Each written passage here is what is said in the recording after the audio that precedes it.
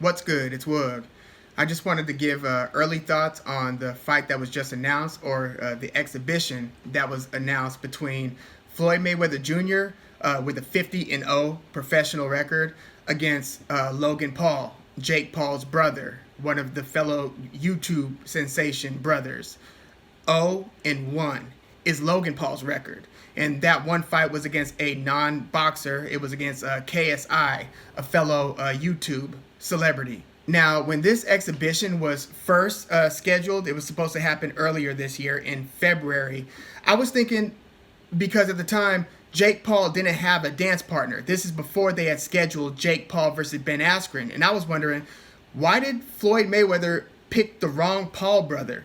You know, the Paul brother that wouldn't make it as interesting. I mean, you could argue none of these Floyd versus fights are going to be interesting because of Floyd's, all-time caliber level boxing.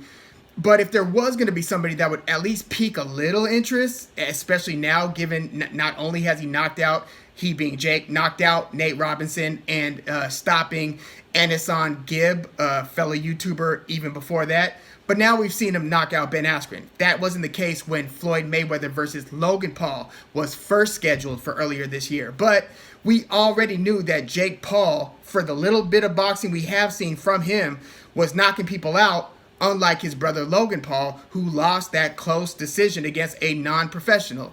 So I thought that matchmaking was a little off, because Logan Paul, for instance, doesn't even seem to share the same all-out passion for boxing that Jake does. Jake, I am at least convinced, is more or less making that his life, at least as far as his day-to-day, like where are you putting your hours? Are you training versus are you not training? I think Jake Paul, I don't know what his ceiling is, but I think that he's at least acting like a professional and training like a professional. Logan Paul, was a good high school athlete.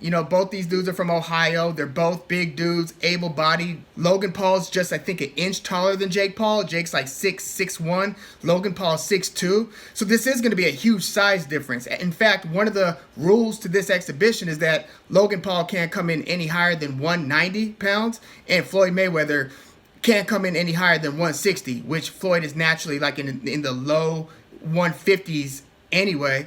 But Logan Paul is not a terrible athlete. Neither him nor Jake are. I mean, Logan Paul was a football player at linebacker. And he also qualified for the state level wrestling championships. Still high school level, but Division I. So there are obviously levels to athletic achievement. And Floyd has scaled at and reigned at the very highest in the boxing profession. Logan Paul, nowhere near. He's not a professional. I mean, technically, he's got one professional fight, which, again, was a loss.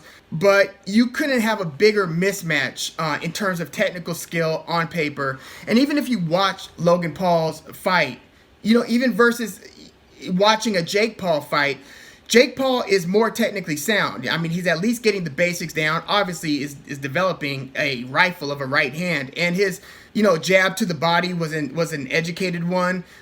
Logan Paul, when you see his fight versus KSI, and I don't know how much Logan Paul has improved since then. I mean, how much can you improve? I mean, it's all relative, right? But when you see Logan Paul versus KSI, they look like amateurs. They look below amateurs. And when I meant amateurs the first time, I meant just two blokes just going out to the middle of the street, throwing some gloves on and seeing how this goes. There wasn't a whole lot that told you that these guys were training like pros. I mean, I think that they prepared for their matchup, but they haven't been doing this stuff to where all of the fundamentals are, muscle memory, second nature. Again, you can't get any more natural and muscle memory savant than Floyd Mayweather as it pertains to boxing. So why make this match with Logan Paul and not Jake Paul? Well, one possibility is that this Logan Paul fight can perhaps, springboard into something bigger for both Floyd Mayweather and Jake Paul. If he beats Logan Paul, when he beats Logan Paul, if he beats Logan Paul, I'll just say nobody knows 100% about anything. I can say that I think that Floyd Mayweather's got a 99.999 percent chance of winning, but I'll humble myself to stop short of saying absolute 100%. There is no such thing. But yeah, maybe a Floyd Mayweather versus Jake Paul fight is somewhere in the not too distant future. Who the hell knows? I also thought that the date that this fight is taking place on is interesting, in that this is going to take place on a Sunday, and it's going to be like June 6th or 5th or however that weekend falls, but it is literally the day after Teofimo Lopez versus George Kambosos, with all of Teofimo Lopez's belts on the line, and that's an actual, boxing match, at today's highest level. However, it's taking place on Triller, the people that brought you Mike Tyson versus Roy Jones Jr., and most recently Jake Paul versus Ben Askren.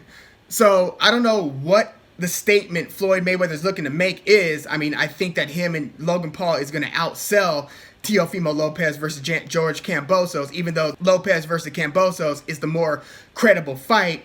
Again, there are actual belts on the line, but you don't find a bigger boxing celebrity than Floyd Mayweather. He, broke all records multiple times, in multiple fights, and so he's making his return in this exhibition capacity. This is the second time he would have been doing that. The first was against Tenshin Nasukawa, the popular and successful Rizin promotion kickboxer who actually fights a few weight classes below where Floyd is right now. So at least in this one, you're getting not a kickboxer, not a boxer, not anybody who's doing anything professionally, athletically, but it's a big dude who I guess has been training. And look, I'll say this, his footwork isn't terrible. I mean, from the most rudimentary and the most just everyday people type of standpoint, look at Logan Paul as he's singing on The Masked Singer, and look at his footwork as he's performing. I think his character's name was Grandpa Monster. So if you type in Grandpa Monster performance, I think the song that he was doing was Bad Reputation. So type in The Masked Singer,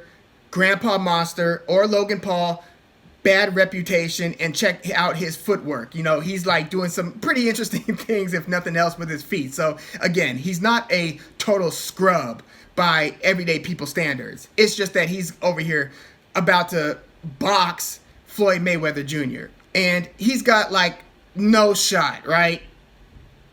But if he was to have a shot, it would be one of a couple things. He would either have to kind of injure Floyd, pull Floyd's shoulder out of his socket or something in one of the clinches. First of all, anytime they clinch up, and he needs to learn to clinch more than anything. I mean, jab, obviously. Learn a jab, but tie him up and then try to put your weight on Floyd's back. Floyd is 44 years old. Just push him as much as you can. Lean on him as much as you can and try to just steal on him early. Try to fight Floyd like you're trying to just put hands on an old man in the first 20 seconds of the fight. Maybe you could catch him cold. Floyd's going to be prepared for just about everything. He always is. I mean, he never lost a professional fight. He had a few very close calls that some people think that he did lose, like the first fight against Jose Luis Castillo, the fight against Oscar De La Hoya. That was really Floyd's springboard from being boxing famous to celebrity A-list famous, was his win over Oscar De La Hoya. That was a very close fight. It was a split decision with Oscar, and that was one of Oscar's last fights before retiring, by the way. And Floyd's first fight versus Marcos Maidana was very competitive. But he is the most prepared and perpetually trains. There is no on season, off season for him. He's not one of these guys who would gain 30, 40 pounds between fights and then have to, guess it's time to hit the gym again. We're got to set up camp for our next fight. No. Floyd's one of these guys who you would always consider a gym rat, just somebody who just trains all the time. And so I think that Floyd is still in shape. He's obviously not the athlete he once was, 5 years ago, 10 years ago. But he is going to be in good enough shape, in my opinion, not to embarrass himself against this physically big YouTuber. But again, for Logan Paul to have any shot in hell, he's got to try to just steal on him early, just catch him and foul him if you have to. What are they going to do? Take a point away? Get a little dirty. You're going to have to get dirty with Floyd. You can't let this turn into a boxing match. You know what I'm saying?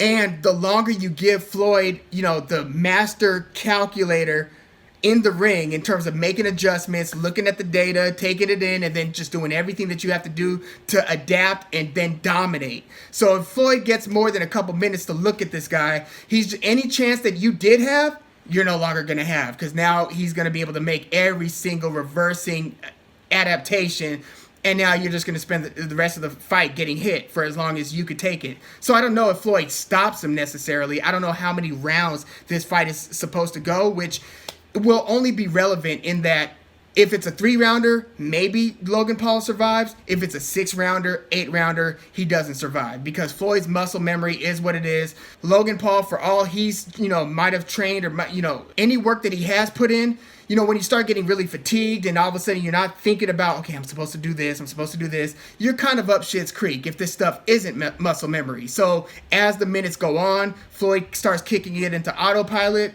It's going to be all bad news at that point for Logan Paul. And I don't know how long that early window is where he might just be able to surprise Floyd Mayweather with a, 76-inch reach to Floyd Mayweather's 72. Like, any element of surprise after the first, again, couple minutes, who knows, is going to go out the window. Floyd will have you figured out. So just with the early gut feeling, without having done any sort of a deep dive like I usually do in fight previews, if it goes 3 rounds, I'll say Floyd dominates, but it goes the distance. If it's a 6-rounder or anything above a 3-rounder, I think I'm taking Floyd probably by stoppage. Floyd's also been known to break his hands, especially earlier in his career. He hurt his hands a lot. And again, Logan Paul's a big dude.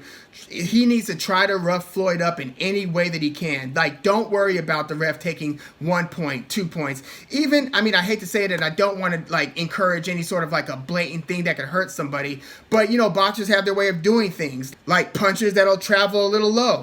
Maybe you were aiming for the body and it just went a little below that. Or, some people kind of lead with the head in a certain way and could catch somebody's eyebrow. Again, I don't want to see anything bad like a cut caused by a headbutt happen to either one of these guys. That's one of the things that kind of sucks when you're watching a fight, is if an unplanned headbutt takes place and kind of messes up a fight. So any rugged, borderline foul type of tactic that you could think of, Logan Paul needs to try, but he needs to not get caught with his chin up coming in. I don't know how resilient his chin is. I know, he's going to be naturally a bigger guy. So again, any chance that he has, it's got to come in the first, I think, 30 seconds to a minute and a half or something. You got to just run up to the old dude, push him up against the ropes, make the ref pull you off of him. You know what I mean? Push him, hammer.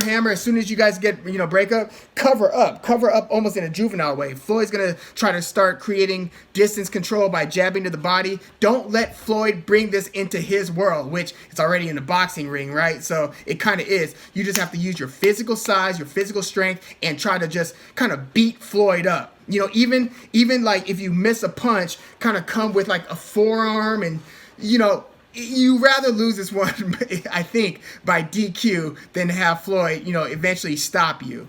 So again, if this goes past 30 seconds, then Floyd's going to be hitting Logan Paul, I think, anytime he wants to, basically. I hope he doesn't hurt his hands on Logan Paul's head. We'll see how this plays out. But again, if it's a 3-rounder, I'll kind of give a little love to Logan Paul's size and say that this might go the 3-round distance with Floyd owning every moment of it, damn near.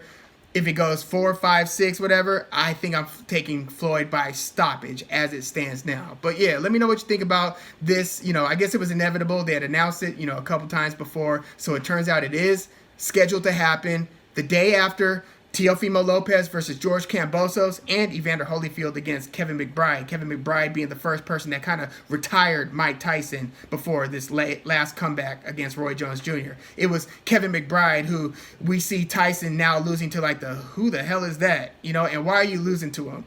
That's Kevin McBride. He's taking on 58 or something year old now, Evander Holyfield.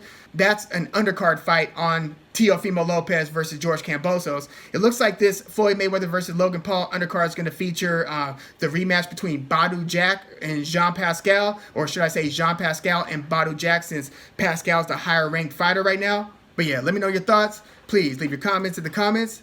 Like the video, subscribe to the channel if you are into the fight talk. I'm Woog. Thanks for tuning in.